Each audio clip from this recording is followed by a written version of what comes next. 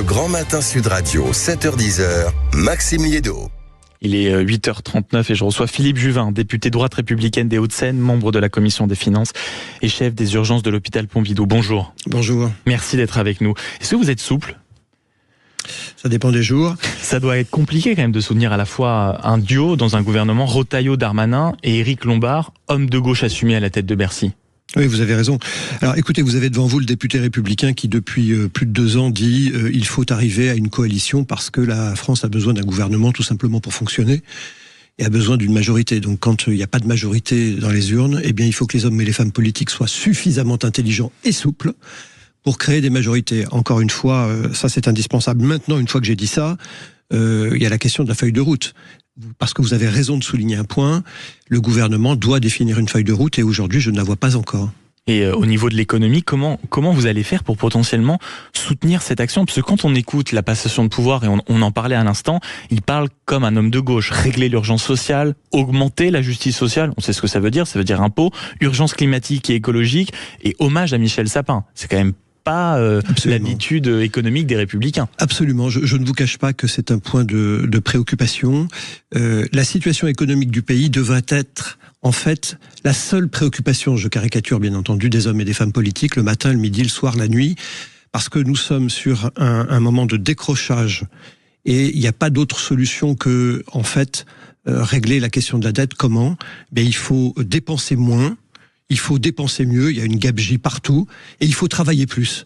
Et c'est vrai qu'une fois que j'ai dit ça, j'ai parfois un peu l'impression d'être en désaccord avec la philosophie générale du nouveau ministre de l'économie, mais il vient d'être nommé, laissons-lui le temps de présenter un budget, parce qu'aujourd'hui on n'a pas la feuille, on n'a pas le budget, mais je vous le dis, moi je suis député républicain, je suis membre de la Commission des Finances, je suis un homme impliqué dans la vie sociale, je garde mon activité professionnelle comme vous l'avez dit, donc je vois les choses, et le pays ne s'en sortira que s'il fait des économies et s'il arrête d'augmenter les impôts. Quand vous dites vous gardez en effet une activité sociale, je rappelle que en plus d'être député, vous êtes toujours chef des urgences de l'hôpital Pompidou. Quand vous dites en effet j'ai peut-être un éventuel désaccord philosophique avec la ligne de conduite du nouveau ministre de l'économie, est-ce que vous n'avez un problème philosophique qu'avec lui ? Est-ce que vous n'avez pas un problème philosophique même dans votre propre camp ? Parce que quand on voit par exemple, on se souvient du budget de Michel Barnier, c'était quand même loin de ce que pouvait prôner la droite en termes d'économie. Quand on voit même la ligne, par exemple de Laurent Wauquiez sur les retraites, aller dans un 20h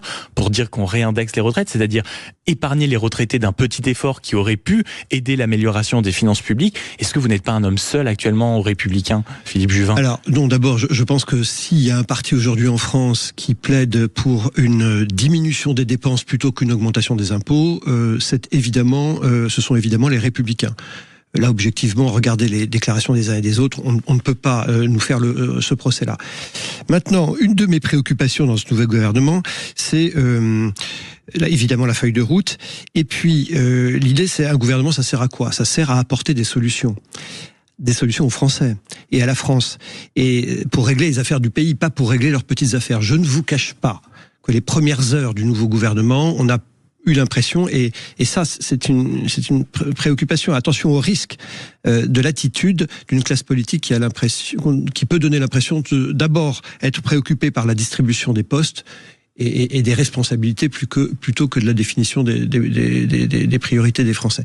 Attention à cette dissociation entre les hommes politiques qui semblent préoccupés de leur propre avenir et des Français qui attendent qu'on règle les problèmes qui les touchent tous les jours. Mais à cette réflexion, Philippe Juvin, vous savez que je ne peux pas vous poser cette question. Est-ce que le premier qui donne ce spectacle ou l'impression de ce spectacle un peu désolant, c'est pas Laurent Wauquiez ? Pourquoi dites-vous ça ? Laurent Wauquiez est le patron d'un groupe politique qui est responsable, les Républicains, pardon. On peut être d'accord ou pas avec nous, les Républicains, mais objectivement, nous, les Républicains, nous avons fait des efforts en disant nous acceptons d'entrer dans une coalition. Pourquoi ? Parce qu'il faut bien stabiliser ce beau pays. Regardez, quand on refait un peu le fil des derniers jours, excusez-moi, Philippe Juvin, Laurent Wauquiez, par exemple, dans le Figaro, dans le Parisien, dans l'Opinion, il est au centre de toutes les analyses politiques. Il se plaint qu'il n'a pas assez de ministres de droite au gouvernement, alors que c'est quand même que, pardonnez-moi, 47 députés à l'Assemblée. On se souvient quand même qu'il avait timidement soutenu Michel Barnier en disant on va essayer de poser nos conditions, et on sait qu'il avait déjà essayé de rentrer dans le gouvernement précédent, dans celui-ci aussi à Bercy, donc lui aussi cherche un poste. Alors d'abord, il n'est pas scandaleux que le patron d'une importante force politique à l'Assemblée et au Sénat. Je vous rappelle qu'au Sénat, qui est la deuxième chambre de la République, la majorité, c'est aussi grâce aux Républicains, veuille entrer au gouvernement. Donc moi, j'aurais souhaité que Laurent Wauquiez entre à Bercy. Et là, je vais vous dire, j'aurais été plus rassuré avec Laurent Wauquiez à Bercy que M. Bompard. Mais enfin, on verra la feuille de route qu'il va nous proposer, le ministre de l'économie. Feuille de route avec des sujets très importants. Allons-y dans l'ordre. On sait que la situation ne s'améliore pas à Mayotte. Philippe Juvin, c'est politiquement, économiquement et d'un point de vue aussi sanitaire une situation dramatique. Et vous posez sur cette actualité tragique quand même le regard du chef des urgences de l'hôpital Pompidou que vous êtes. Alors, à la fois le chef des urgences et à la fois aussi l'homme politique, parce que ce qui se passe à Mayotte est malheureusement assez révélateur de ce qui se passe en France et ce qui pourrait se passer en France. Je m'explique. Une catastrophe naturelle, elle est arrivée malheureusement et on voit bien la tragédie aujourd'hui de l'île. Mais la catastrophe naturelle ne fait que révéler au grand jour un état de déliquescence que nous sommes plusieurs à dénoncer depuis des années, des décisions qui n'ont pas été prises sur les services publics, sur la santé, sur l'eau, sur l'assainissement, sur l'immigration. On a laissé aller les choses au vu et au su de tout le monde. On sait ce qui se passait et pourtant la classe politique n'a pas agi à Mayotte. Et puis survient un événement, brutalement, la catastrophe. C'est un cruel révélateur, mais c'est un cruel révélateur des insuffisances d'une classe politique qui ne sait pas prendre les décisions. Et je fais le parallèle, peut-être un peu osé, mais vous allez le comprendre, avec le reste du pays. Au vu et au Pour su vous, de le tout reste monde. du pays pourrait ressembler à Mayotte si on continue à ne pas prendre de décision, à s'occuper des dossiers urgents, c'est ça ? Exactement. Au vu et au su de tout le monde, qu'est-ce qu'on voit en France ? On sait que l'immigration n'est pas contrôlée, qu'on n'a pas le contrôle dans nos rues, qu'on n'a pas le contrôle des comptes publics. Tous les rapports existent, tous les comptes rendus existent, tous les commentateurs disent ce qu'il faudrait faire. Moi-même, je vous dis, il faut dépenser moins, il faut dépenser mieux et il faut travailler plus. Et pourtant, aucune décision n'est prise. Il y a un moment où les Français ne vont pas laisser faire et vont se dire, regardez, cette classe politique, au fond, elle a tous les atouts dans sa main, elle sait ce qu'il faut faire et elle n'agit pas. Et un jour, on nous prêtera plus, et un jour, le Fonds monétaire international arrivera à Paris en disant, écoutez, vous êtes bien gentils les amis, mais vous vivez à crédit, et bien maintenant, il va falloir rembourser. Et elle est là, ma crainte, c'est que Mayotte, en fait, est une sorte d'expression exacerbée des insuffisances d'une classe politique qui sait et qui pourtant n'agit pas. Mais ce que vous décrivez là, c'est ce qu'on entend souvent, mine de rien, ici au standard au 0826 300 300, et c'est ce dont on discutait encore en début de semaine avec Frédéric Dabi, c'est en fait la sensation, malheureusement, de vivre ce qu'on appelle le déclin. Absolument, mais plus que le déclin, c'est le déclin... Et c'est quoi plus que le déclin ? Parce que c'est pas mal le déclin. Oui. Plus que le déclin, c'est la cause du déclin, c'est-à-dire que, encore une fois, on sait ce qu'il faudrait faire. On a les analyses, on a les expériences étrangères. Moi, je me souviens, j'ai été député européen au moment de la crise grecque, donc on sait ce qui va se passer, et pourtant, on n'agit pas. Vous vous rendez compte que ce gouvernement, quand il est créé, il y a un débat lunaire qui est, est-ce qu'il faut revoir la réforme sur les retraites, la loi sur les retraites. Mais, pardon, aujourd'hui, on ne peut pas se payer le luxe de travailler moins que le reste de la planète. François Bayrou a dit suspendre la réforme sans la reprendre, et visiblement c'est un gouvernement que vous vous apprêtez à soutenir. Donc écoutez, je vais vous dire, moi je suis c'est délicat. Je suis un homme libre comme tous les députés républicains.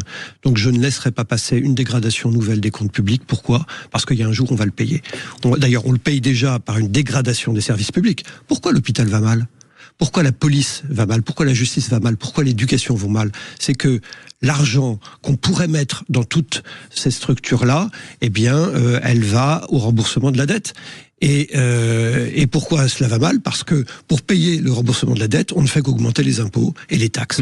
Nous sommes champions du monde des impôts et des taxes. Encore une fois, il faut dépenser moins pour que l'argent aille au fameux modèle social. Soyons concrets et soyons précis. Vous dites, je suis un homme libre, je ne laisserai pas une nouvelle dégradation des comptes publics. La réforme des retraites est une sorte, en quelque sorte, de ligne rouge, si je vous comprends bien. Est-ce que vous pourriez, par exemple, aller jusqu'à voter une censure si le gouvernement de François Bayrou remet la modification de la réforme des retraites sur la table, Philippe Juvin ? Alors, écoutez, la question s'est déjà posée au moment de Michel Barnier, parce que Jean-Jacques Bourdin, ici, m'avait posé la question. Voter voter la motion de censure. Oui, bien entendu. Voter la motion de censure, c'est un acte politique qui crée du trouble sur le trouble. Moi, je pense que ça a été une grande erreur du Rassemblement national, de LFI, de voter la motion de censure, parce que on a mis le pays dans une situation pire que la situation qu'il connaissait, c'est-à-dire un pays sans gouvernement et sans budget. Donc la motion de censure, c'est la bombe atomique. Il ne faut pas l'utiliser. Le pays est trop fragile pour ça. En revanche, mon rôle de parlementaire, c'est de mettre sur la table des amendements et empêcher que le gouvernement fasse des bêtises. Quand le gouvernement Barnier, a mis sur la table une copie avec une augmentation importante des impôts et des taxes. C'était non, j'ai voté contre, j'ai amendé le truc, et avec un certain nombre de mes collègues, en particulier, je pense à l'excellente Véronique Louwagie, qui est députée LR et qui est désormais ministre. Donc Rodi, si François Bayrou nous écoute, et je suis sûr que ce n'est pas la première fois cette semaine, il faut quand même brandir le carton rouge en cas à nouveau d'augmentation d'impôts. Les LR pourraient je vous ai expliqué que nous ne voterons pas de motion de censure parce que le pays ne peut pas se le permettre, mais nous ne voterons pas un budget qui a une augmentation des impôts et des taxes. Nous préférons baisser la dépense. En fait, c'est comme si les hommes politiques ne connaissaient pas l'économie, et j'en arrive à me demander si c'est pas le cas. Ah oui. Oui, mais je veux dire que les Français, c'est une possibilité à envisager quand même. Exactement. Les Français, je veux dire très clairement, les Français et les entreprises françaises ne sont pas des vaches à lait que l'on peut en permanence traire jusqu'à plus soif. Il y a un moment où vous payez la note, et l'économie, c'est du réel, c'est pas de l'idéologie, ce ne devrait pas être de l'idéologie. Autre dossier important sur la table, Philippe Juvin, c'est l'agriculture. Hier, nous étions avec Véronique Le Floch, c'est la chef de file de la coordination rurale, et elle se réjouissait quand même qu'une personnalité LR comme Annie Genevard reste à l'agriculture. Elle nous disait, heureusement, elle a pris davantage au sérieux le dossier. J'aimerais la voir en Mère Noël et qu'elle annonce enfin un vrai changement pour les agriculteurs. Parce que c'est vrai que l'agriculture, on parlait d'un sentiment de déclin français, c'est aussi un sujet sur lequel ce sentiment peut se calquer.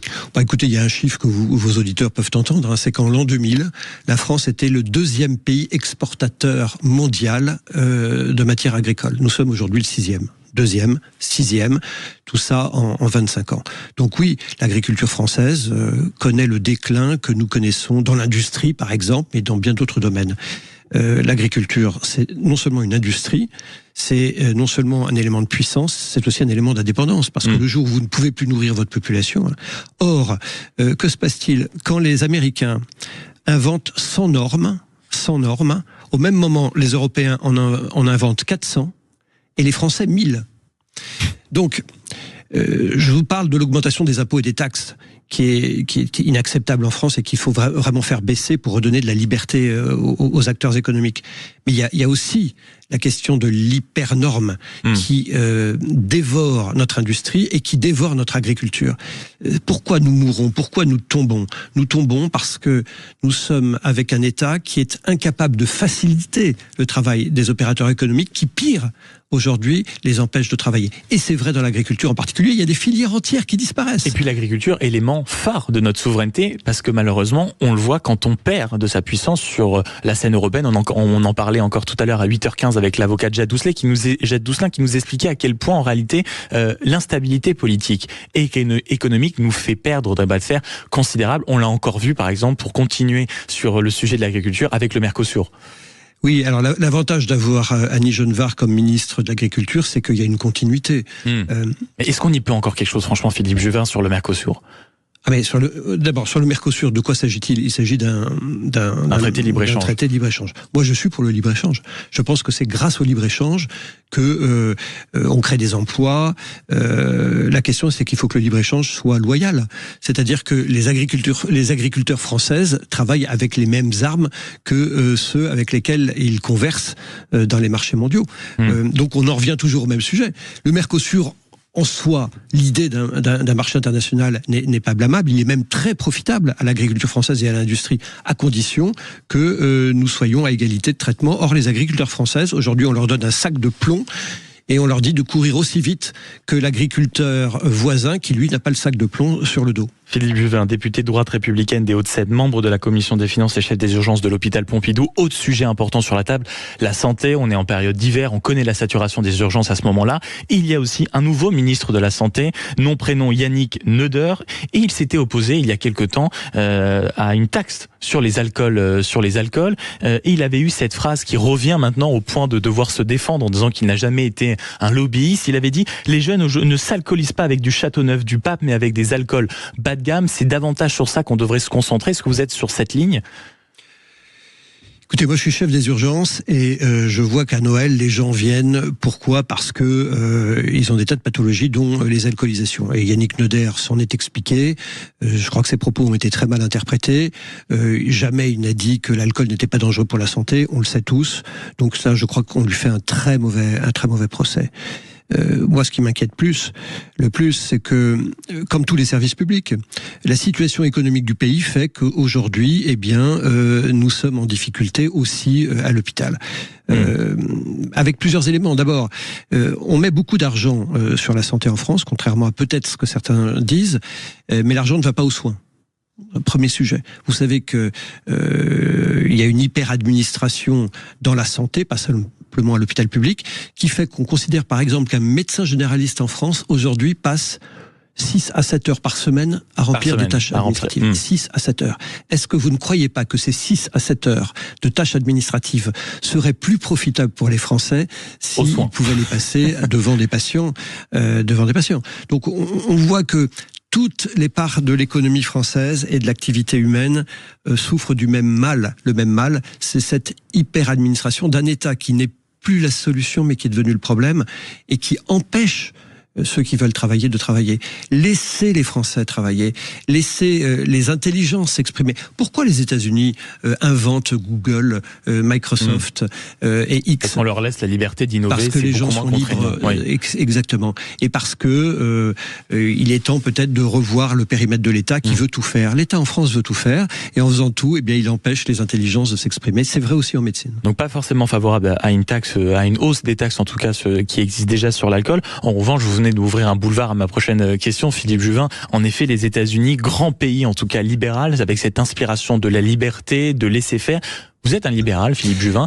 On a l'impression que c'est un gros mot en France parce que on parle beaucoup du président argentin, Javier Milei. On est en train de vanter son bilan comme étant le nouveau messie de l'économie. Est-ce qu'en France, ou même dans le monde, est-ce qu'il n'y a pas une ère qui est en train d'arriver pour cette tendance politique-là, ou en France, malheureusement, ce sera impossible ? Le problème du mot libéral, c'est qu'en France, c'est un gros mot et il y a un relent freudien. On demandait à Raymond Aron dans une émission d'apostrophe qui est visible sur l'INA, quelle est votre définition du libéralisme ? Et Raymond Aron disait une chose très simple, il disait au fond, les sociétés prospères sont les sociétés qui laissent les intelligences des individus s'exprimer librement. Quand vous laissez les intelligences et les talents des individus s'exprimer, quand vous ne bridez pas celles-ci, elles donnent le meilleur. Laissez les entrepreneurs entreprendre, les professeurs choisir leur méthode de travail et pédagogique, laissez les chercheurs chercher et ne les coincez pas dans des domaines où ils doivent chercher absolument dans tel sujet. Vous savez que les grandes découvertes sont souvent des découvertes qui sont faites par hasard. On cherche sur tel sujet, on trouve dans tel autre. Laissez les artistes créer. C'est comme ça qu'une société devient prospère, en donnant de la liberté. C'est ça en fait la définition du libéralisme de Raymond Aron. C'est ma définition. Et encore une fois, regardez à l'extérieur. Quelles sont les sociétés prospères ? Les sociétés d'hypercontrôle, ce sont les sociétés qui meurent. On l'a vu avec les sociétés communistes. Donc on peut espérer avoir une vraie droite libérale en France dans les prochains mois ? J'espère que le pays tout entier, pas seulement la droite, comprenne que son avenir, sa capacité à créer des richesses, et de nouveau à conquérir le monde et à éclairer le monde, c'est grâce à la liberté. Donnez de la liberté aux gens, vous verrez, en gros, en général, ils en font un très bon usage. Dernière question, Philippe Juvin, député droite républicaine des Hauts-de-Seine. Au printemps, on se battra à nouveau pour aller à la conquête du parti Les Républicains. Vous soutenez naturellement Laurent Wauquiez ? On verra, écoutez, il y a un grand débat politique. On verra aussi là où est la feuille de route des uns et des autres. Moi, je crois encore une fois, comme je vous l'ai expliqué, à la liberté, à l'importance de considérer que la politique, c'est une chose réelle et pas une idéologie. Donc il faut des primaires, peut-être, pour départager les projets ? Ah ben, il y aura forcément des élections. On est sûr de ça ? À l'intérieur du parti, oui, pour désigner le président, il y aura forcément des élections. En tout cas, je l'espère, et j'en suis même persuadé, avec des sujets absolument majeurs. Moi, il y a un sujet il faudra que nous abordions un jour, c'est que vous savez que 25% de la population française est née à l'étranger, ou parents ou fils ou filles de gens nés à l'étranger. Quelle place faisons-nous à tous ces Français qui aujourd'hui veulent travailler, veulent aimer la France, veulent le meilleur pour leurs enfants. Là, il y a un sujet, je crois, fondamental. Il faut peut-être que les Républicains en fassent aussi un élément de leur réflexion, comme la question de la liberté, comme la question de la dépense publique, comme la question du travail. Il faut travailler plus. C'était la feuille de route du futur, potentiellement pour le futur patron des Républicains. Merci beaucoup Philippe Juvin, député droite républicaine des Hauts-de-Seine, membre de la Commission des Finances et chef des urgences de l'hôpital Pompidou, d'avoir été avec nous pour l'interview politique de Sud Radio.